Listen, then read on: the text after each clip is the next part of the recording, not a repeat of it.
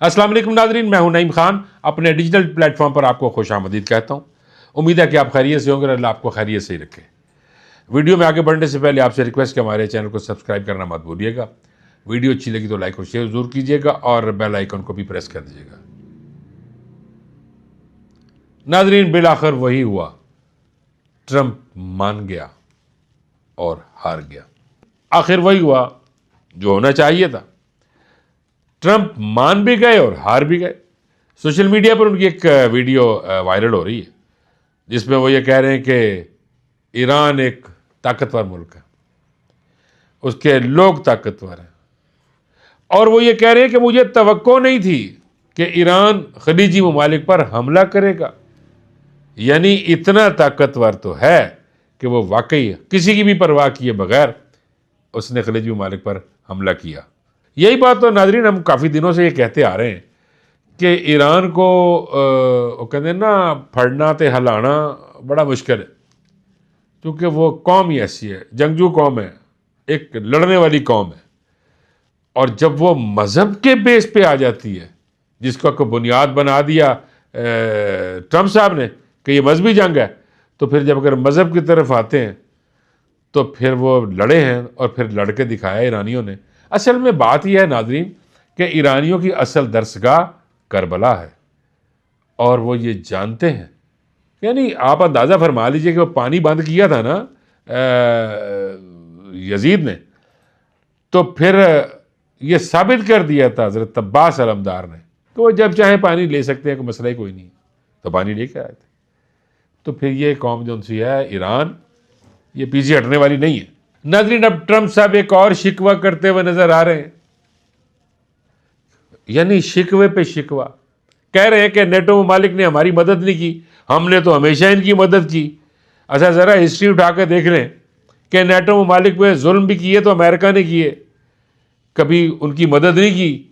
वो खुद निसारी की वजह से लड़ते रहे और देखते रहे अपने मामलात को। अमेरिका ने तो हमेशा यही किया कि उनको लूटा और उनके साथ ज्यादती की।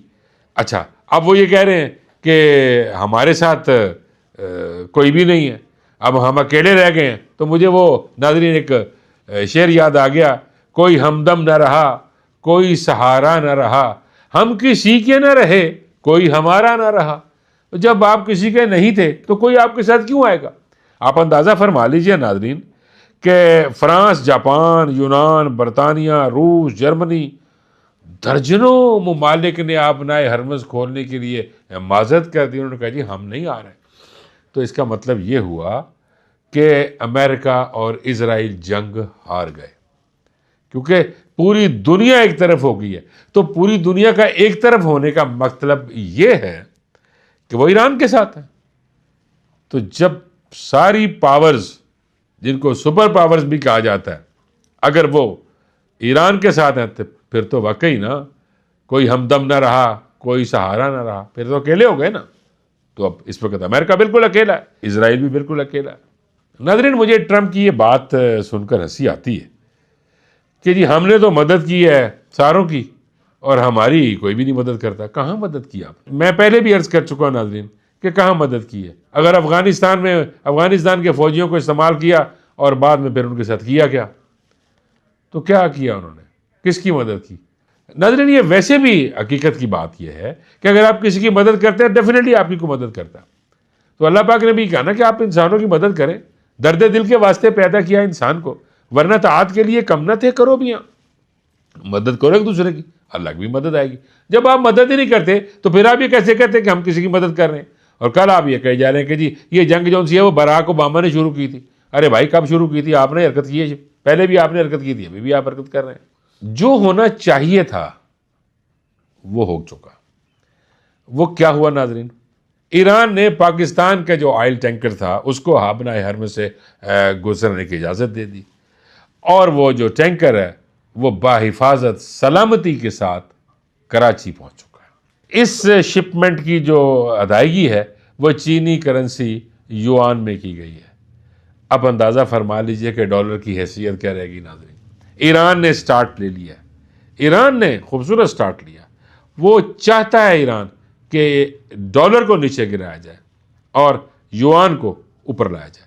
आज उसकी एक मिसाल और ज़िंदा मिसाल आपके सामने आ गई कि जो ईरानी के जो पाकिस्तानी तेल है उसकी जो शिपमेंट की पेमेंट है वो चीनी करेंसी युआन में की गई। नाज़रीन, एक अफसोसनाक खबर भी मैं आपको देना चाहता हूँ कि ईरानी सुप्रीम कमांडर के जो सेक्रेटरी हैं अली रिजानी, वो एक हमले में शदीद ज़ख्मी हो गए और जो आखिरी इतलात तक तो वो बहुत शदीद ज़ख्मी हैं।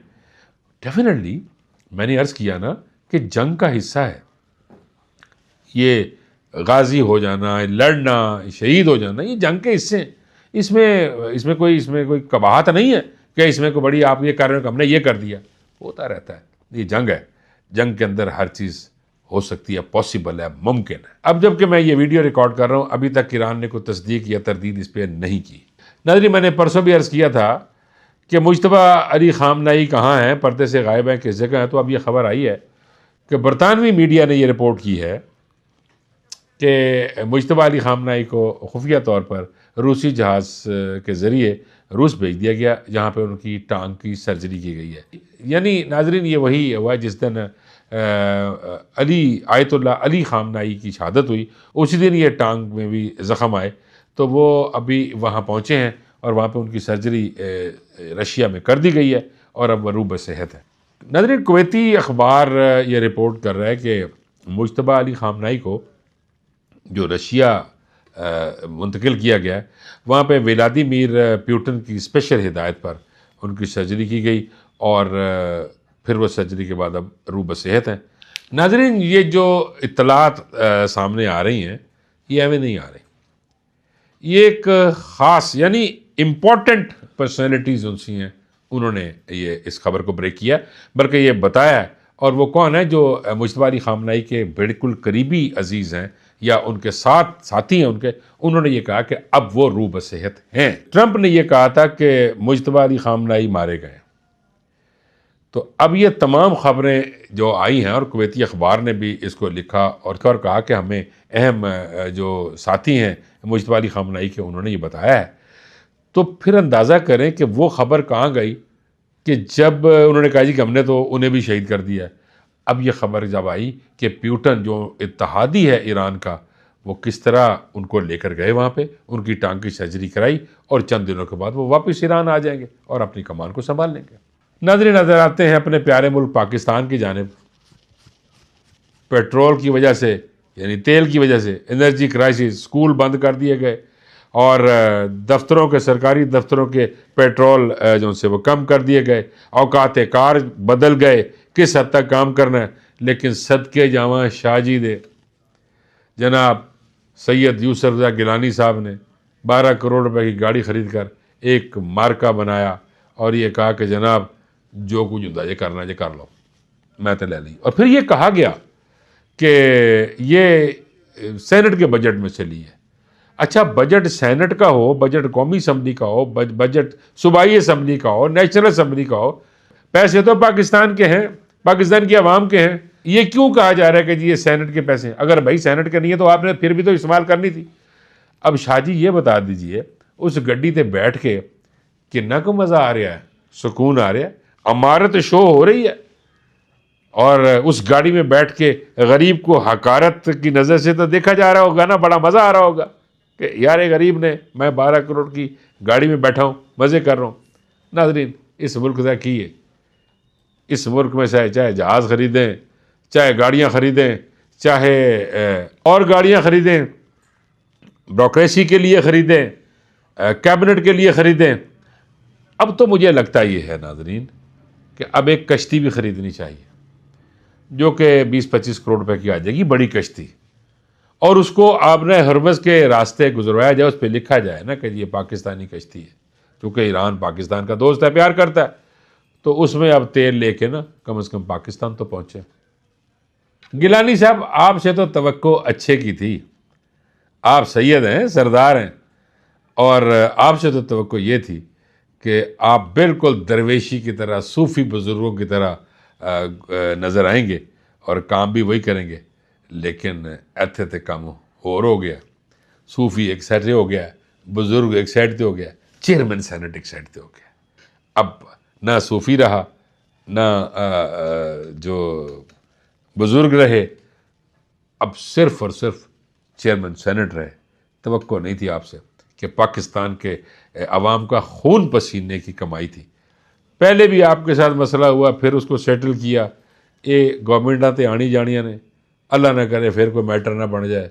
क्योंकि मुल्तान एक खूबसूरत जगह है, मेरा भी ताल्लुक़ मुल्तान से है, मोहब्बत करता हूँ मैं आपसे, लेकिन तवक्को ये नहीं करता था आपसे। नाज़रीन, अब तक के लिए इतना ही, मुझे इजाज़त दीजिए, अल्लाह ने के बाद।